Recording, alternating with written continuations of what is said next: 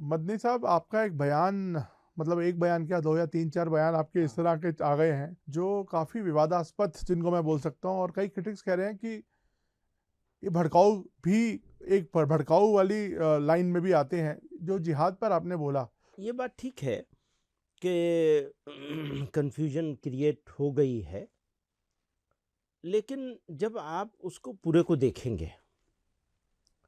تو آپ مس انڈرسٹینڈ نہیں ہوں گے. مس انڈرسٹینڈ ہونے سے بچانا میری ذمہ داری تھی، اور آپ اس ذمہ داری کو میں پورا نہیں کر سکا، آپ اس کے لیے مجھے قصوروار قرار دے سکتے ہیں. لیکن اگر آپ پورا بیان دیکھیں گے تو تین باتیں کہی گئی ہیں. ایک تو یہ کہ انڈیا میں اس جہاد کو، جہاد کے کئی معنی ہوتے ہیں.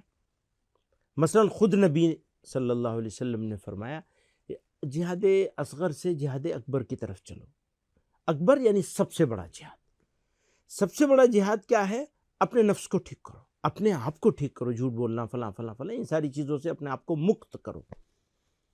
اسی طرح سے کہیں ظلم ہو رہا ہے، اس ظلم کا ویرودھ کرو، اس کو بھی جہاد قرار دیا گیا ہے، عین جہاد ہے.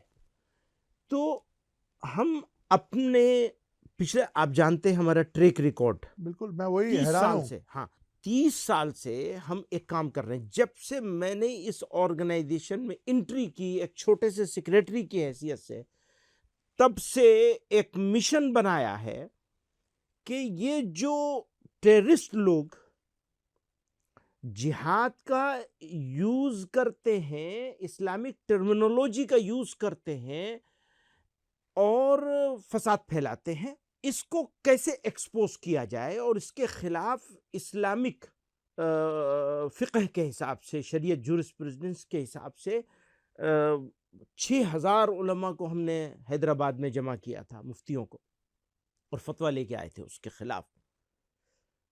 اور اس کے بعد سے لگاتار اس کے اوپر کام کر رہے ہیں. اب ہو کیا رہا ہے؟ ہم تو یہ کام کر رہے ہیں ٹیررسٹوں سے لڑنا، جس کو ہم اصل جہاد سمجھتے ہیں. میں ہمیشہ کہتا رہا ہوں وہ فسادی ہیں، ہم جہادی ہیں. آپ نے کیا کیا؟ آپ سے مراد آپ نہیں ہے. آپ نے کیا کیا؟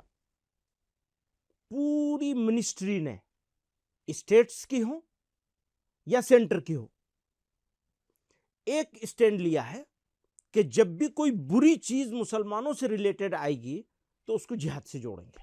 ایک پوتر شبداولی ہے یہ